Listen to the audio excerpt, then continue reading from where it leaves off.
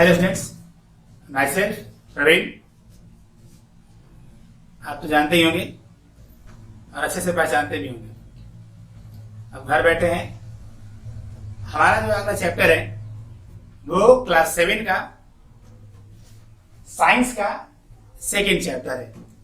First lecture में हम पढ़े थे न्यूट्रिशन इन प्लांट्स। प्लांट में न्यूट्रिशन किस तरीके से होते हैं हम वो फर्स्ट चैप्टर में पढ़े थे।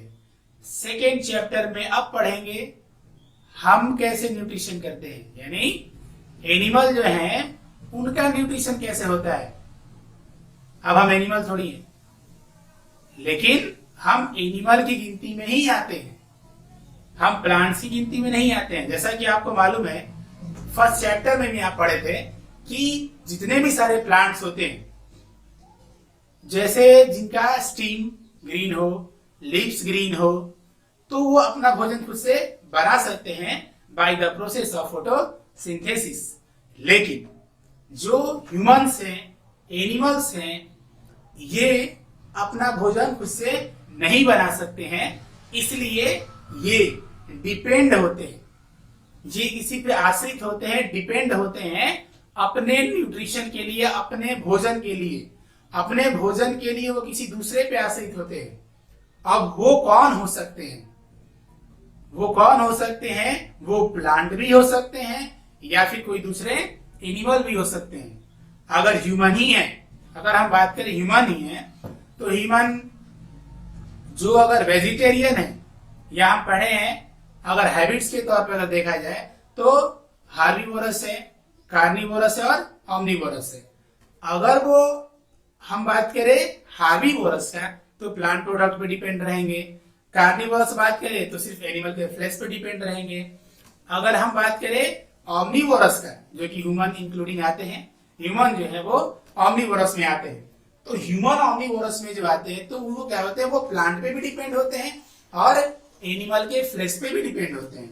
इसका कहने का मतलब है कि हम जो है, यानी जितने भी सारे एनिमल्स हैं वो डिपेंड होते हैं, they depend on other animals और plant for their survival.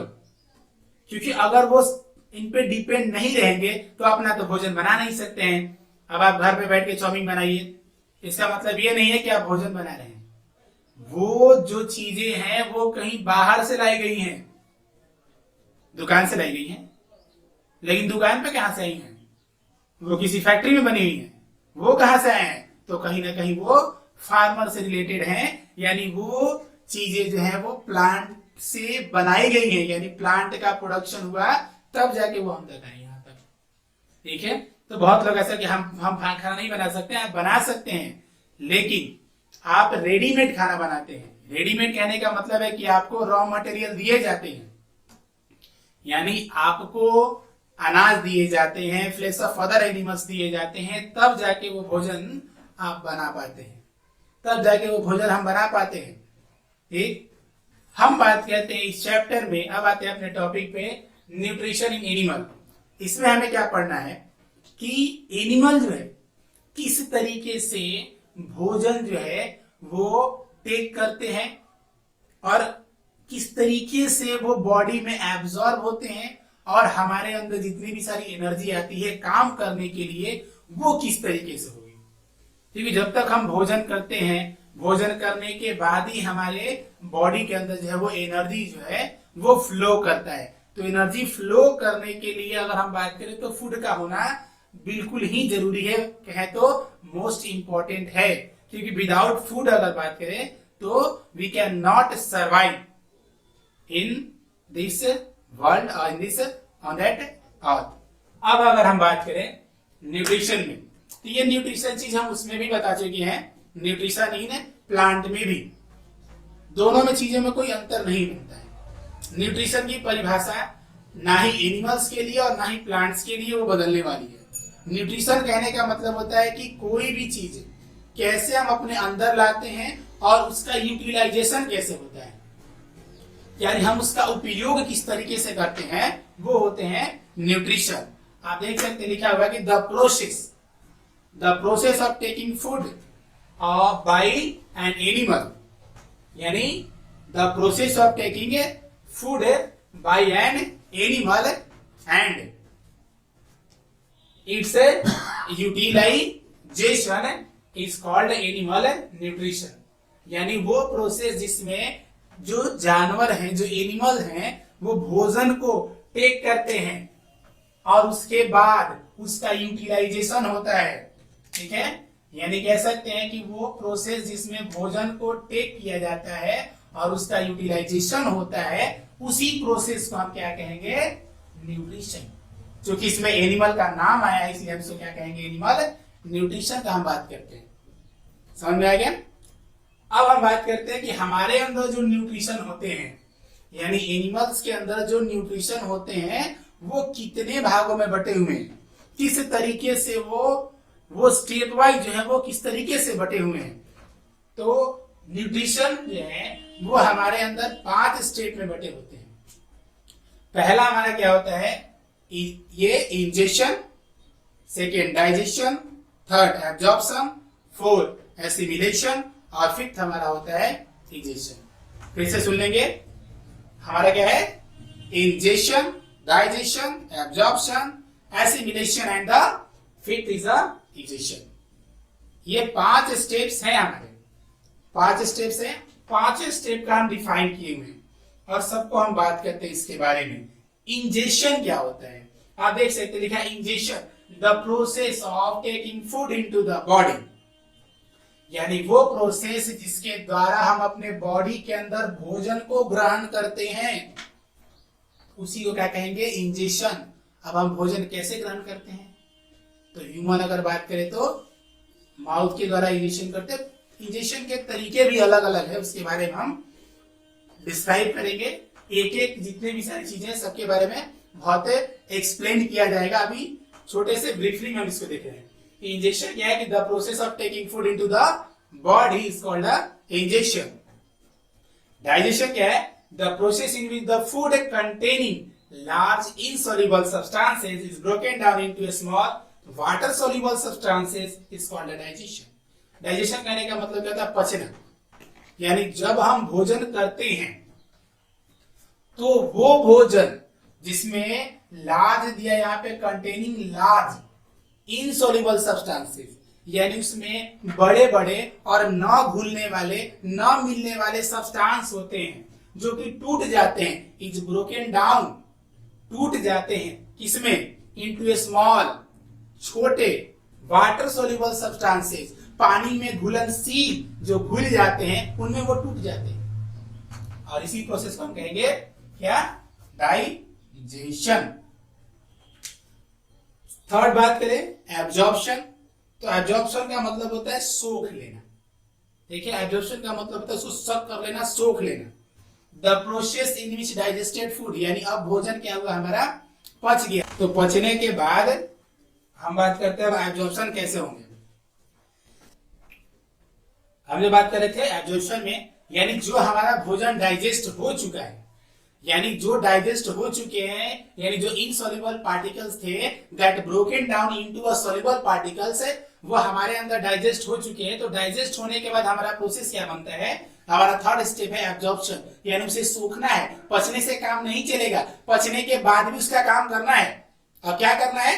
Absorption होना है। यानी वो प्रोसेस जिसमें digested food, the process in which the digested food passes through the blood, passes through the intestinal wall into blood stream is called absorption। यानी पचने के बाद हमारा जो भोजन है, हम आगे पढ़ेंगे ब्रीफली आपको ही बताते हैं कि हम जब भोजन पचता है तो हमारे स्मॉल इंटेस्टाइन में पहुंच जाते हैं और स्मॉल इंटेस्टाइन में एब्जॉर्बर होते हैं जो बचे हुए भोजन को, यानी जो इनसॉल्युबल जो पार्टिकल्स थे, सब्सटेंस, उसको जब वाटर सॉल्युबल में बदल दिया जाता है तो उसको एब्जॉर्ब करते, उसको सोख लेते हैं और सोखने के बाद वो क्या करते हैं? मिक्स कर देते हैं इनटू ब्लड स्ट्रीम में। यानी वो ब्लड स्ट्रीम में उसको मिक्स कर देते हैं ताकि वो ब्लड स्ट्रीम, क्योंकि हम जानते हैं कोई भी चीजें होती है, अगर हमें डायरेक्ट अगर एनर्जी की आवश्यकता पड़ती है तो डॉक्टर जो होते हैं उस चीज को, यानी अगर हमें कभी अगर बीमार पड़ते हैं तो अगर पानी की आवश्यकता होती है तो डायरेक्ट उसे ब्लड स्ट्रीम में दिया जाता है। कारण क्या बनता है कि ब्लड स्ट्रीम जो है वो ब्लड वो पहुंच जाते हैं हमारे बॉडी सेल में और वो एनर्जी देते हैं। यानी एब्जॉर्प्शन क्या है कि जो डाइजेस्टेड फूड स्मॉल इंटेस्टाइन में है उसको एब्जॉर्ब करना है और एब्जॉर्ब करने के बाद कहां पहुंचाना है उसको ब्लड स्ट्रीम में। तो ये हमारा थर्ड है एब्जॉर्प्शन। फोर्थ अगर बात करें एसिमिलेशन, एसिमिलेशन कहने का मतलब है कि जो ब्लड स्ट्रीम में जो एब्जॉर्ब किया जो फूड है, जो डाइजेस्टेड फूड है, जो ब्लड स्ट्रीम में वाटर सोल्यूबल हो चुके हैं, उसको अब बॉडी सेल में पहुंचाना है ताकि वो सेल क्या कर सके, ग्रोथ कर सके, उसका रिपेयर हो सके, ठीक, वो बढ़ सके, उसमें एनर्जी मिल सके। तो वो क्या होते हैं, यहां पर दिया कि the process in which the absorbed food is taken in by body cell, वो बॉडी सेल के द्वारा क्या होता है, एब्जॉर्ब कर लिया जाता है and used for energy growth and repair. और उसका यूज क्या होता है, एनर्जी और ग्रोथ, साथ में रिपेयर किस चीज का है, सेल जो होते हुए एनर्जी रिलीज करते हैं। जब हम इसमें एसिमिलेशन में पढ़ेंगे तो आपको हम बात करेंगे, हम कभी भी बात करेंगे तो थोड़ा एक्स्ट्रा बात करते हैं, आपके बुक से थोड़ी सी जो है वो एक्स्ट्रा बातें करेंगे हम, क्योंकि ताकि आप जब आगे चले तो उसके बारे में कोई भी डाउट ना रहे कि ये किस तरीके से हुए। बॉडी सेल में भी पहुंचेंगे हम, जब ब्लड स्ट्रीम से वो बॉडी सेल में वो पहुंचते हैं तो बॉडी सेल में किस तरीके से वो एनर्जी रिलीज करते हैं और क्या क्या चीजें जो रिलीज करते हैं, ये सारी चीजें हम जब उस पॉइंट में पहुंचेंगे एसिमिलेशन में तब हम बात करेंगे। And fifth last is the injection. देखिए ये क्या होता है ना, इंजेक्शन, और ये होता है हमारा इजेक्शन। दोनों में अंतर क्या होते हैं, दोनों में हमारे अंतर क्या है कि यहां से क्या होता है, एंट्री पॉइंट है। अगर ये पहला स्टेप है तो ये एंट्री पॉइंट है और इजेक्शन मतलब क्या होता है, एग्जिट पॉइंट है। अब वो एग्जिट पॉइंट क्या होता है, क्योंकि हम जब डाइजेस्ट करते हैं भोजन को तो कुछ ऐसे भी पार्टिकल्स होते हैं, कुछ ऐसे भी सब्सटेंस होते हैं जो लार्ज इंटेस्टाइन में पहुंचते हैं, यानी वो क्या होते हैं, वो होते हैं अनडाइजेस्टेड फूड। अनडाइजेस्टेड फूड कहें या वेस्ट मटेरियल कहें, जो हमारे शरीर की कोई आवश्यकता नहीं होती है, जो हमारे शरीर को कोई आवश्यकता नहीं होता है, तो उसे बॉडी क्या करता है कि वो रिलीज करना चाहता है, रिलीज करेगा, क्योंकि अगर वो जमा हो जाएंगे तो हमारे अंदर वो टॉक्सिक पैदा करेंगे, यानी वो हमारे अंदर जहर पैदा करेंगे, जिसकी वजह से may be as a possible हो सकता है कि कुछ भी हो जाए, कुछ भी हो सकता है, क्योंकि जो चीजें हमारे अंदर नहीं रहनी चाहिए वो हमारे अंदर अगर रह रही हैं तो इसका मतलब है कि वो जहर जो है वो हमारे बॉडी के अंदर प्रोड्यूस हो रहा है। तो इसीलिए ये लास्ट स्टेप है क्या, द प्रोसेस इन विच, वो प्रोसेस जिसमें अनडाइजेस्टेड फूड, यानी जो फूड डाइजेस्ट नहीं होते हैं, जिसे हम वेस्ट मटेरियल कहते हैं, इज रिमूव्ड, वो हमारे शरीर से बाहर निकल जाते हैं, उसी को हम क्या कहेंगे, इजेक्शन। तो ये है हमारे 5 स्टेप्स न्यूट्रिशन के, ठीक है, ये हमारे 5 स्टेप्स है न्यूट्रिशन के।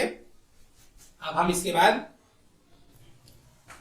ये हमारे 5 स्टेप्स थे, किस तरीके से हमारे अंदर भोजन जो है कहां कहां पहुंचते हैं वो बात नहीं हुआ है, अभी सिर्फ क्या 5 स्टेप्स में हम भोजन करते हैं, लेकिन आज तक मालूम नहीं था आपको कि किस तरीके से जो है भोजन वो कहां कहां पहुंचते हैं और किस तरीके से बाहर निकलते हैं, वो कितने स्टेप्स होते हैं आपको मालूम नहीं था। अगर मालूम है तो और अच्छी बात है, लेयर बनाइए उसको, मालूम है तो लेयर पे लेयर बनाइए, ठीक है, और उस चीज को आप कह सकते हैं कि जितनी चीजें पढ़ते अगर मोटी होंगी आपके दिमाग के लिए बहुत अच्छी है। तो अगर नहीं मालूम है तो अभी आपको बता दिए, मालूम है तो उसी के ऊपर रख दीजिए ताकि वो जो है वो आगे भी रिमेम्बर हो सके, ठीक है। हम लोग कहा नहीं बोलते हैं ना, कहा नहीं बोलते हैं, एबीसीडी नहीं बोलते हैं, कारण क्या बनता है, वो चीजें बार बार आती रहती है। तो जब ये बार बार आएंगी, सोचिए समझिए, बार बार जब आती रहती है तो ये याद रहेंगे। तो अब हम जब आगे पढ़ेंगे तो अब हम पढ़ेंगे एक एक के बारे में पढ़ेंगे, यानी हम स्टार्ट करेंगे हमारे अगले वीडियो में क्या स्टार्ट करेंगे, इंजेक्शन के बारे में। ये सिंपल एक था कि हम बॉडी के अंदर फूड को एंटर करते हैं तो वो इंजेक्शन होते हैं। अब कौन कौन किस तरीके से इंजेक्शन करेंगे हम आगे पढ़ेंगे और इंजेक्शन को थोड़ा और ब्रॉडली पढ़ेंगे, ठीक है, और ब्रॉडली पढ़ेंगे। तब तक के लिए आप जो इस चीज को बहुत अच्छे से पढ़ें, ठीक है, ओके, और इस चीज को आप शेयर करें। फिर आपको बता रहे हैं कि आप अपने फ्रेंड में इसको शेयर करें ताकि उनको भी इस चीज से बेनिफिट हो। एक आप इसको शेयर करें, तो अगले वीडियो में हम देखेंगे कि कितने व्यू हैं, कितने लोग शेयर किए हैं, ये हम देखेंगे जरूर, ओके। थैंक्स। अगले वीडियो के लिए आप वेट करें।